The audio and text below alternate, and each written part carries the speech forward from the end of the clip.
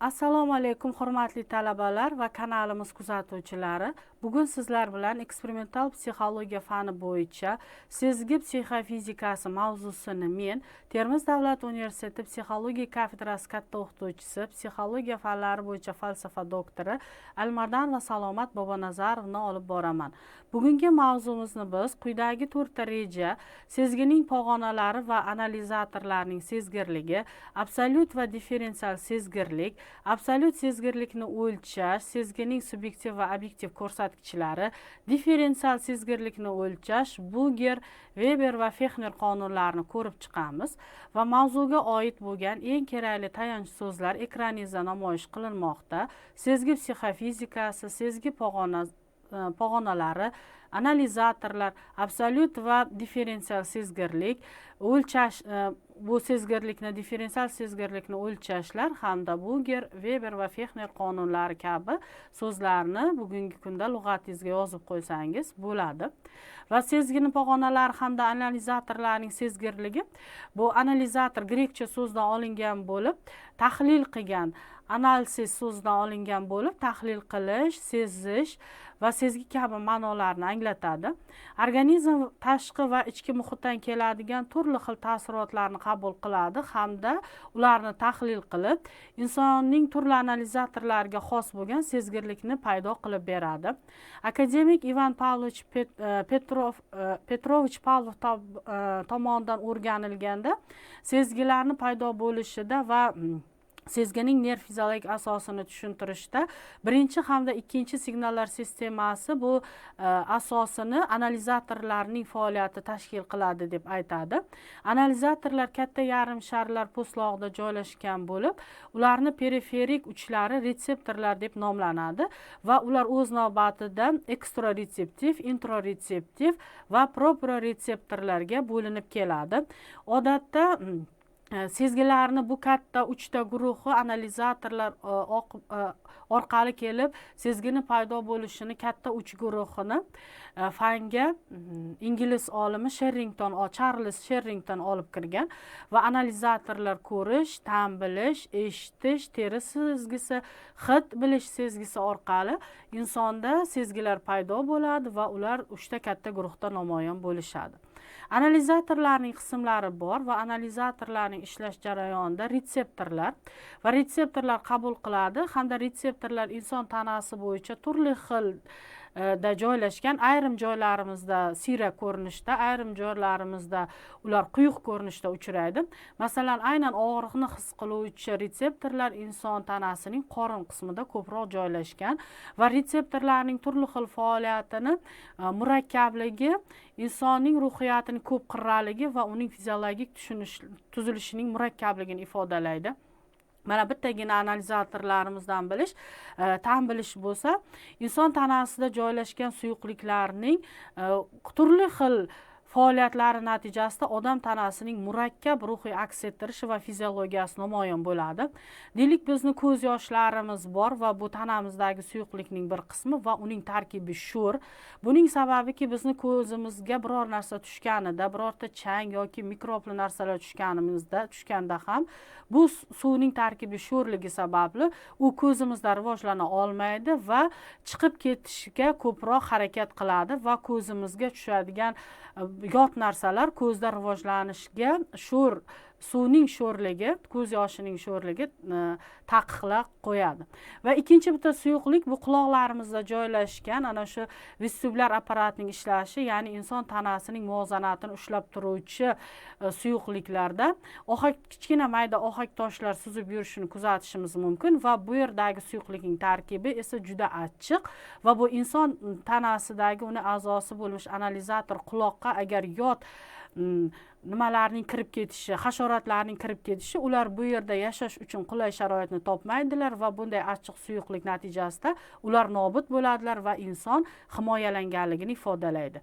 Keyingi bitta analizatorimiz bu ta'm olish bo'lsa, og'zimizda joylashgan suvning nordonligi oqibatida biz turli xil ta'mlarni his qila olamiz. Tilning tubi achchiqni, uchi shirinni va yon tomonlari nordonlikni ta'minlab beradi va ko'ribsizki, insoniyat juda murakkab tuzilgan va u mo'jizaga ega. Uning bitta tanasida joylashgan suvning tarkiblarini hatto har xil ekanligi uning fiziologiyasining murakkab ekanligidan dalolat beradi. Va butun tanamizdan ichkaridan yoki tashqaridan kelayotgan ta'sirlarni qabul qilib olgan retseptorlar ularni nerv yo'llariga uzatadi. Nerv yo'llarini markazga intiluvchisi afferent nerv tolalari va markazdan qochuvchisi efferent nerv tolalari deydi va bu tolalar bosh miya yarim sharlarining po'stloq qismida hosil bo'lgan qo'zg'alishlarni insonning qayta aloqa orqali nerv yo'li va undan retseptorlarga olib borib va natijada muskulda harakatlar sodir bo'ladi. Va xuddi shunday sezgining paydo bo'lishida absolyut va differensial sezgirlik eksperimental psixologiyada qayd etiladi. Sezuvchanlik, sezgirlik va ta'sirchanlik tirik organizmning tashqi va ichki muhit ta'sirini qabul qilish xususiyati bo'lib hisoblanadi. Va yuqorida insonni bitta sezgirligida analizatorlarning juda murakkab faoliyatini ko'rgan bo'lsak, bir hujayralik oddiygina amyoba yoki tufilkalarda ham seskanish, sezuvchanlik bor. Ularga ta'sir qilganda ular oyoqchalarni yig'ib oladilar. Va murakkab nerv tizimiga ega bo'lgan hayvonlarda hattoki psixikani intellektual bosqichigacha uchratishimiz mumkin. Va ularda tanlash xususiyati sezgiga yordam beradi. Hamda mutloq yoki absolyut yoki differensial sezuvchanlik sezgirlikda farq etiladi va analizatorlarning qo'zg'atuvchini ta'siriga minimal darajadagi eng kuchsiz ta'sirini sezib qolish bu mutloq sezgi chegarasini ifodalaydi va bu qobiliyat sezgirlik chegarasini deb nomlanadi va sezgini paydo bo'lishida sezgirlik chegarasi bilan mutloq sezuvchanlik bir-biriga teskari proporsional tarzda namoyon bo'ladi. Deylik, siz har kuni bir stakan choyingizga bir choy qoshiqda solingan shakar ichishga odatlangansiz va siz bunda sezuvchanlikni aynan bitta stakan choyda bir choy qoshiqdagi shakar miqdorida qayd etib borgansiz.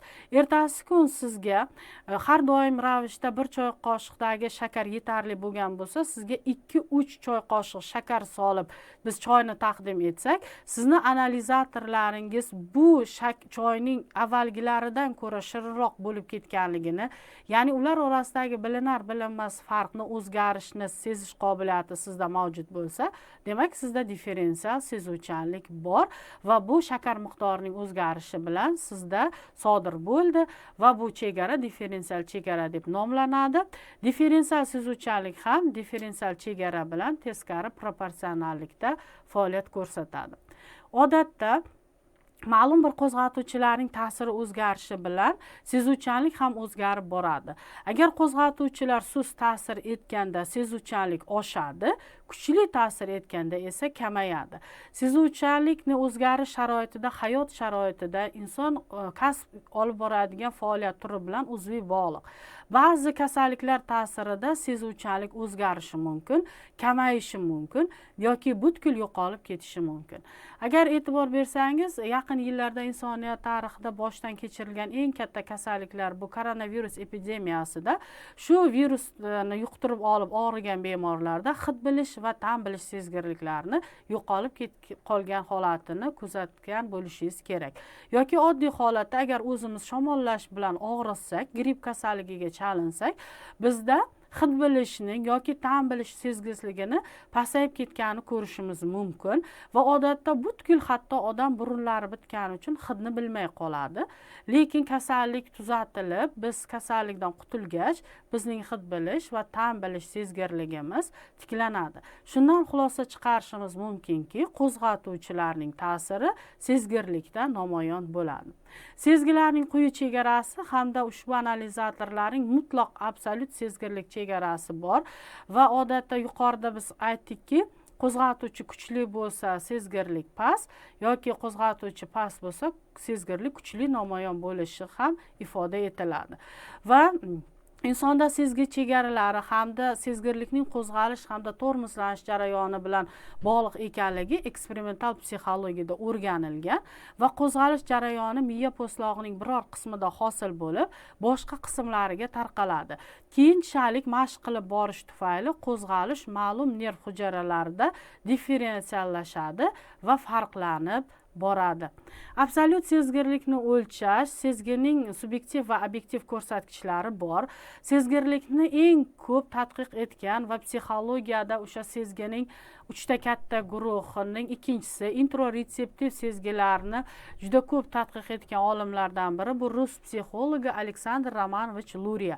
Luriyaning fikricha introretseptiv sezgilar bu asl yoki tub ma'nodagi sezgi emas, balki bular hissiyot bilan sezgini o'rtasidagi oraliq sezgilar sifatida namoyon bo'ladi. Shuning uchun Luria introretseptiv sezgilarni sezgi deb aytilishiga ozgina qarshilik bildirgan va psixologiyada ushbu sezgirlikni aniqlash uchun obyektiv va subyektiv ko'rsatkichlar bor va ba'zida bitta odam tuygan sezgini hisni ikkinchi bir odam tuymasligi mumkin. Masalan, agar biz onamizdan juda uzoq masofada tursakda, lekin u kishi bilan mobil telefon orqali gaplashganimizda ham ovozimizdagi g'amni yoki quvonchni yoki tanamizdagi birorta og'riqni bizni onalarimiz his qila oladilar va bu hisni esa biz yuqorida sanab o'tgan 5 ta analizatorimizga taalluqli deb hech biriga ko'rsata olmaymiz va shuning uchun Luria bunday his etilishni noma'lum 75 hislar deb kiritgan va odatda insonda noma'lum 75 hislar doirasidagi sezgilar paydo bo'ladiki, eng ko'p ushbu sezgini bizga bolalar namoyon etadi deb Luria xulosaga kelgan va odatda bunday noma'lum 75 his kasallikning ichki manzarasi ham deb nomlanadi deb tushuntirgan. Agar bolada o'z organizmida kechayotgan birorta og'riqni u nutq ifodasida ayta olmaydi, lekin tanasining biror joyida og'riyotgan bo'lsa, lekin yoki bezovtalik sodir etayotgan bo'lsa, bola o'zini kasal qo'g'irchog'ini kasal deb ataydi va kasal bo'lgan qo'g'irchog'iga g'amxo'rlik qilishni boshlaydi. Agar onalar kuzatib turib biz bolalarimizda ushbu holat sodir etilayotgan bo'lsa, demak unda kasallikning ichki manzarasi bor ekanligida guvoh bo'lishimiz mumkin va bunday holatlar insonning ichki organizmidagi holatlarni ko'rsatadi. Yoki biz ba'zida hech kim bizga yaqin turmagan bo'lsa-da yoki bizga tanamizga bir qo'pol harakatlarni sodir etib ozor yetkazmagan bo'lsa-da, biz shunaqa gaplarni tushunamiz. Dilimni og'ritding, ko'nglimni ranjitding, sendan ko'nglim qoldi, sen meni do'stim eding, lekin orqamdan pichoq urding kabi so'zlarni biz tushunib uni his qila olamiz va shuning uchun ham Luria introretseptivlarni sezgi emas, balki bular hissiyotni ham ifodalovchi oraliq chegaralar deb topishni ma'qul ko'rgan. Va Luria ushbu tadqiqotlari yuzasidan oldindan his qilish tariqasida sezgilarni paydo bo'lishiga e'tibor bergan, lekin oldindan his qilib tura olish narsasini shu hodisani boshdan kechirayotgan odam ham to'laligicha ta'riflab bera olmaydi, uni tushuntirish imkoniyatiga qodir emas. Shuning uchun biz ayrim bizni oldindan his ko'rishimiz oshib ketayotgan paytda tanamizda sodir etilayotgan birorta kasallikni xuruj qilayotganligini darak berish sifatida biz tushimizda yomon kasal yoki og'ir kasal bo'lib qolishligimiz mumkin va faqatgina shuning uchun biz introretseptorlarga shunchaki darak beruvchilar sifatida qaraymiz xolos, lekin uning imkoniyatlari chuqurroq o'rganilsa juda ko'p narsani ifodalaydi deb Aleksandr Romanovich Luria o'z fikrlarini ilmiy asoslab bergan. Biroq psixologiyada Luriyadan keyin introretseptiv sezgilarni juda yaxshi o'rgangan olimlar kuzatilmaydi yoki biz unday ishlarni ko'rmaymiz. Va odatda introretseptiv sezgilar bular barcha analizatorlarni, retseptorlarni tashqida joylashganligi uchun shunday nomlangan. Yuqorida ko'rganingiz tam, quloq yoki ko'zimiz orqali, terilarimiz orqali sezishimiz bunga misol bo'la oladi. Lekin odamlar nafaqat eshitish a'zosidan anglagan so'zlarni, hattoki quloq bilan eshitmasdan ham turib ular tebranishni bila oladilar. Lekin bunda tebranishni sezishda esa quloqlar asosiy o'ringa ega emas. Bundagi suyaklar yordam beradi. Inson tanasidagi miya qopqog'i, tirsak va tizza uchlarida joylashgan suyaklar orqali vibratsiya sezgirligi namoyon bo'ladi. Ko'ryapsizki, psixologiya fanida nafaqat eshitish, balki eshitishdan tashqari ham sezgirlikning vujudga kelishlarini ko'rish mumkin va differensial sezgirlikni o'lchagan bu Burgerni ko'rishimiz mumkin. Weber, Fexner qonuniyatining mana eng asosiy sifrlari ekraningizda namoyon bo'lmoqda. Va eng yaxshi analizatorlarning ishlash harakatchanligini ifodalovchi raqamlarni ham ko'rib turibsiz. Mavzumiz bo'yicha fikrlarimizni keyingi darslarimizda davom ettiramiz. E'tiboringiz uchun rahmat.